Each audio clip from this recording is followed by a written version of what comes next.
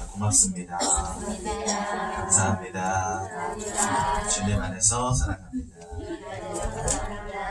우리 랩멘트들 꼭 끌어안고 고백해 주도록 하겠습니다. 사랑하는 누구누구야, 너는 하나님의 자녀란다. 사단을 이기신 참 왕 되신 그리스도, 죄와 저주를 끝내신 참 제사장 되신 그리스도, 하나님을 만나는 길이 되신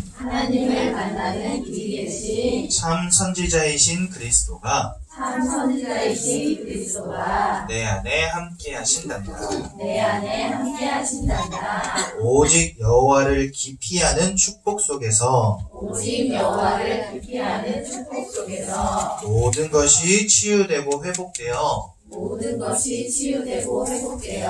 모든 사람들에게 여호와를 알리는 귀한 전도자가 되려 반드시 그래 역사하실 줄로 믿습니다. 에스겔서 37장입니다.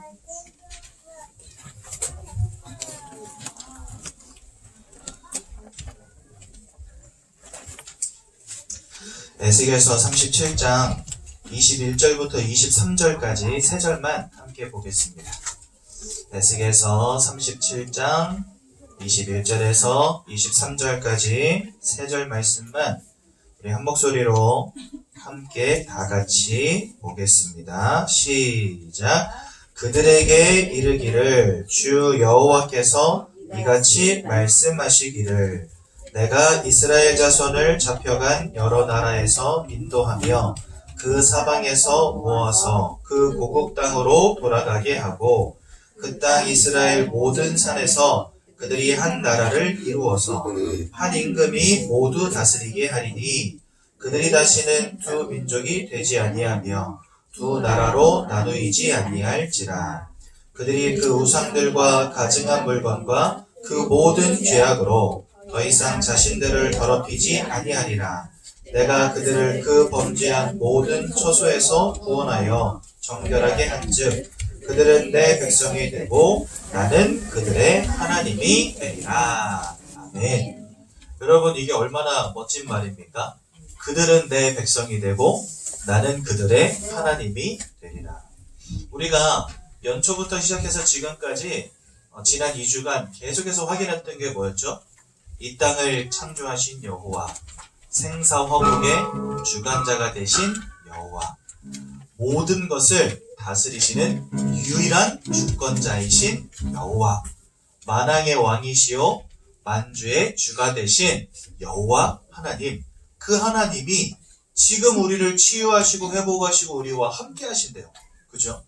이와 같은 똑같은 축복이 우리 후대들에게 그대로 임한다고 한다면 그거보다 더 큰 축복은 없는 거죠. 그래서 저는 솔직히 오늘 성경 본문 처음부터 끝까지 쭉 읽으면서 가장 많이 저희 마음에 와닿았던 구절이 바로 여기였습니다. 너는 나의 백성이 되고 나는 너의 하나님이 되리라. 우리 후대들에게도 마찬가지. 나는 너 모든 후대들은 나의 백성이 되고 나는 너희 모든 후대들의 하나님이 되리라. 여러분들 품에 안겨있는 아이에게 하나님이 실제적으로 역사하시고 끝까지 지키시며 인도하시는 귀한 축복 있게 될 줄로 분명히 믿습니다. 여러분, 이거보다 더 큰 축복이 없지요. 그렇지 않습니까? 세상을 살아가는 모든 사람들은요, 영적인 문제가 뭔지 알지 못한 채 살아갑니다. 여러분, 길 다니다가 사람들 보면 뭐라고 인사하세요? 아이고, 건강하십니까? 잘 지내시지요? 마음은 평안하십니까? 이렇게 인사하지만 당신의 영혼은 평안하십니까? 이런 사람 보신 적 있습니까? 가끔 도를 아십니까? 하는 사람은 있어요. 그죠? 하지만 사람들 그렇게 인사하지 않습니다. 왜일까요? 첫 번째로는 내가 영적인 존재라는 사실을 모르기 때문에 그래요.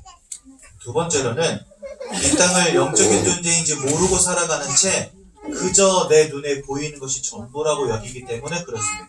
그러니까 마음이 좀 평안하면 된 걸로 여기고 돈 좀 벌고 성공하면 되는 줄로 여기는 거예요. 그러니까 다 뭐라고 인사하죠? 사업은 잘 되십니까? 건강하십니까? 자녀들은 잘 큽니까? 마음은 평안하십니까? 이렇게 인사는 해도 당신의 영혼은 평안하십니까? 이렇게 인사하는 사람 아무도 없거든요. 그런데 이스라엘은 뭐라고 인사했냐면 샬롬이라고 인사했어요. 근데 이 샬롬의 의미가 뭔지 아십니까? 평안하십니까? 라는 의미인데 거기에는 한 가지 숨어있는 뜻이 있죠. 주님 안에서 평안하십니까? 하나님 안에서 평안하십니까? 영적인 사실을 아는 이스라엘은요, 요렇게 인사했다니까요. 그죠? 여러분 이제 서로 만나시면은 우리가 맨날 인사할 때마다 주님 안에서 사랑합니다 이렇게 인사하는 이유가 뭐겠어요? 우리 영적인 존재들이에요. 새해 시작되니까 저한테 문자 많이 왔어요. 무슨 문자 왔냐? 전도사님 새해 복 많이 받으십시오. 이런 문자 굉장히 많이 왔거든요. 저는 거기다 답장으로 하나님 안에서 하나님 주시는 복 많이 받으십시오 이렇게 보내드렸습니다. 맞습니다. 우리는 그저 육신의 복 받는 사람들 아니지요. 하나님이 함께 하시는 축복 안에서 그때 오는 진정한 복과 행복 누리기를 원하는 건 아니겠습니까? 그런데 세상 사람들은 이러한 영적인 비밀을 알지 못해요. 한마디로 말해서 너무나 영적으로 무지합니다. 그래서 오늘 이번에 무지한 세상이라고 제가 써놨죠. 첫 번째로는 하나님에 대하여 무지합니다. 하나님이 계신 줄도 몰라요. 하나님이 누구신지도 몰라요. 그저 그렇게 살아갑니다. 또 복음에 완전 무지합니다. 복음에 무지하다는 말은 두 가지입니다. 첫 번째, 나에게 와 있는 문제가 뭔지를 모른다는 것이고, 두 번째, 그 문제의 유일한 해답이 무엇인지를 모른다는 말입니다. 하나님이 계신 것도 모르고 하나님이 누구인지도 모르는 세상, 또 나에게 와 있는 인생의 진정한 문제가 뭔지 모르고 그래서 유일한 답이 무엇인지 모르는 세상, 즉 복음을 모르는 세상. 세 번째로 가장 중요한 거, 사단이 누구인지를 모르는 세상. 사단이 있는 줄도 모릅니다. 또 내 인생에 사단이 역사하고 있다는 사실도 모릅니다. 그저 돈 벌고 성공하면 되는 줄로 여깁니다. 운명과 사주팔자에 살아간다는 사실 알지 못합니다. 여러분, 나이 40을 뭐라고 하죠? 불혹이라고 하죠. 불혹이라는 말이 뭔지 아십니까? 네, 아무 것에도 유혹당하지 않는 나이라는 것입니다. 그 말은 뭐냐면요, 달리 말하면 그만큼 자기 자신이 강하고 고집이 세다는 거예요. 그죠? 흔들리지 않는다는 말은 자기가 가진 길에 대한 확신이 있고 나 이렇게 살면 돼 라고 하는 어떤 젊음 속에서 나오는 열정 말하는 겁니다. 그래서요, 막 추진력 있게 일을 막 하면서 살아가요. 그런데 50을 뭐라 하는지는 아십니까? 지천명이라고 합니다. 지천명은 좋게 말하면 하늘의 뜻을 안다 이렇게 이해할 수 있잖아요. 그런데 그게 그런 의미가 아니에요. 우리가 학문을 세워나가고 그 다음에 점점 성공해 나가고 그러면서 어느 것에도 흔들리지 않는 나이가 돼서 막 열심히 살아왔는데 나이가 50쯤 돼버리면 그때서야 사람들이 깨닫는다는 겁니다. 뭘 깨닫냐? 내 마음대로 되는 게 아무것도 없구나. 나는 이렇게 살아가고 이렇게 성공하고 싶었지만 사실 하늘의 뜻은 그게 아니었구나. 한마디로 말해서 내 인생에 팔자가 있구나 이걸 깨닫는 나이가 50이라는 겁니다. 이해가 되시죠? 그 지천명은 뭔가 학문을 공부하면서 드디어 깊은 뭔가를 깨달았다 이것보다도 내 뜻대로 안 된다는 인생을 깨달았다는 거예요. 내 마음대로 안 되는 하늘의 뜻이 있음을 깨달았다는 거예요. 내 자녀도 내 마음대로 안 되고 내 인생도 이렇게 성공해 보려고 했지만 안 된다는 걸 깨닫는 나이가 50이라는 거예요. 그 말은 뭐죠? 나이가 들어가면 들어갈수록 점점 더 깨닫게 되는 거죠. 인생이 뭔가에 사로잡혀 있다는, 내가 원치 않는 불행의 문제가 계속 온다는, 내 힘만으로는 안 되어진다는 것을 점점 깨닫는다는 겁니다. 무슨 말인지 이해가 되시죠? 즉 사단이 역사하고 있는데 왜 이런 문제가 오는지 몰라요. 그냥 하늘의 뜻이 있나 보다 이렇게 생각하며 살아간다는 겁니다. 이게 운명이고 이게 팔짱가 보다라고 여기며 살아간다는 겁니다. 사단이 누군지를 모른 채.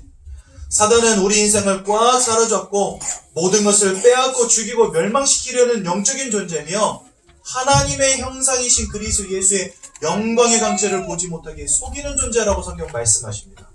이런 영적인 존재에게 딱 사로잡혀 있는데 세상은 그것조차 알지 못한다는 거예요. 여러분, 암이 왜 무섭습니까?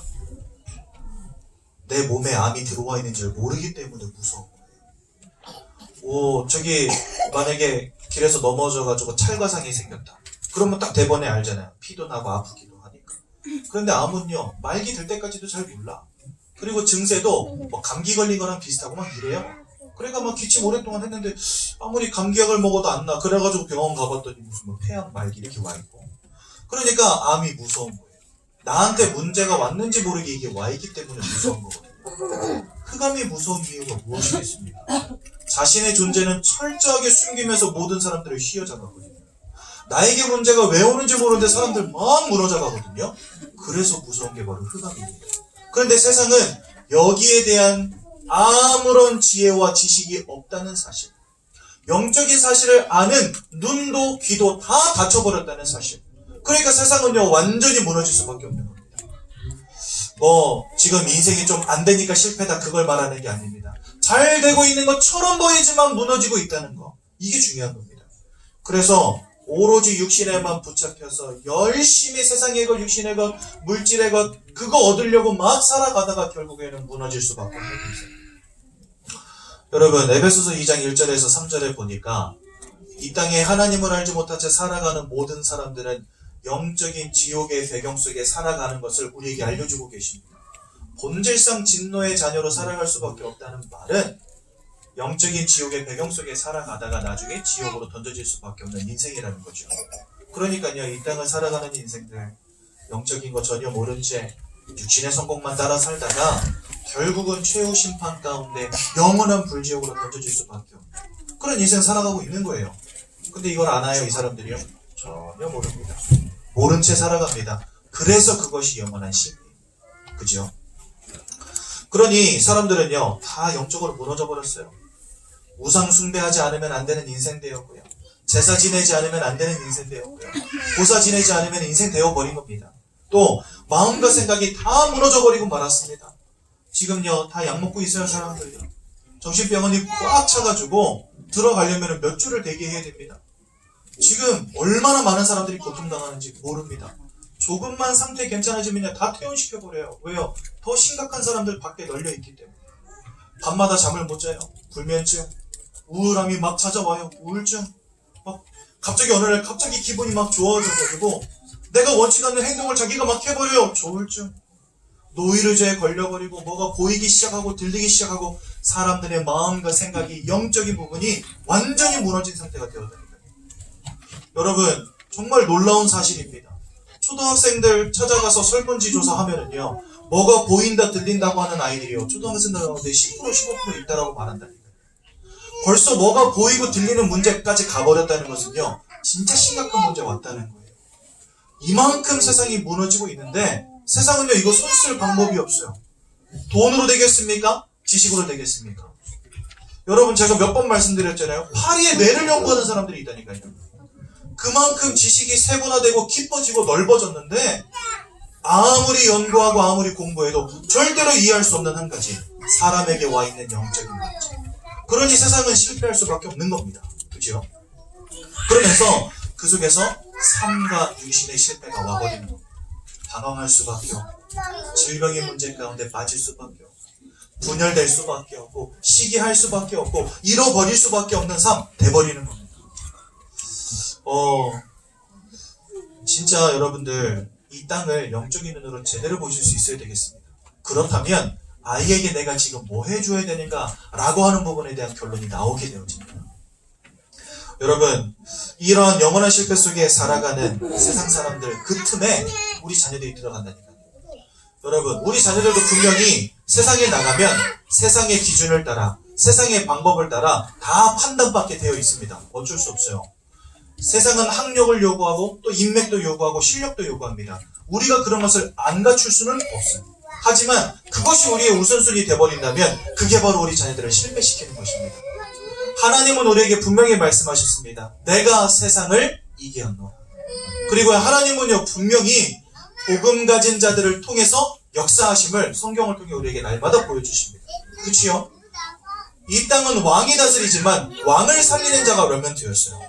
이 땅은 정치인들이 다스리지만 정치인들을 살리는 자가 몇 명 되었어요. 그렇지 않습니까? 우리 자녀들을 세상을 살리는 사람들로, 영적인 리더들로 세워나가야 될 이유가 바로 여기 있습니다. 여러분, 너무 세상의 것, 세상의 흐름 너무 신경 쓰지 마십시오. 그것들이 절대로 하나님의 권세를 앞뒤를 수 없다는 사실을 기억하시기 바랍니다. 아무리 사람들이 날고 뛰어도 다 하나님의 손바닥 속에 있는 것입니다. 하나님은 생사화복의 주관자시요 이 땅의 유일한 주권자가 되시기 때문에 그렇습니다. 그렇다면 여러분, 우리 뭐 해야 되겠습니까? 우리 자녀가 하나님의 백성이 되고 하나님이 우리 자녀의 하나님이 되시는 놀라운 축복을 누려야 되는 겁니다. 이거 잃어버리면은요, 우리 자녀들 세상으로는 성공할지 모르겠지만 불신자들과 같이 똑같이 영원한 영적인 실패 가운데 빠지게 되는 겁니다. 구원은 받을 수 있겠지만 이 땅을 살아가는 동안에 하나님의 역사와 하나님의 계획과는 상관이 없는 인생 돼버리는 겁니다. 오는 사자에게 늘 속고 넘어지는 인생 돼버리는 겁니다. 우리 자녀를 이렇게 놔두면 안 되겠죠.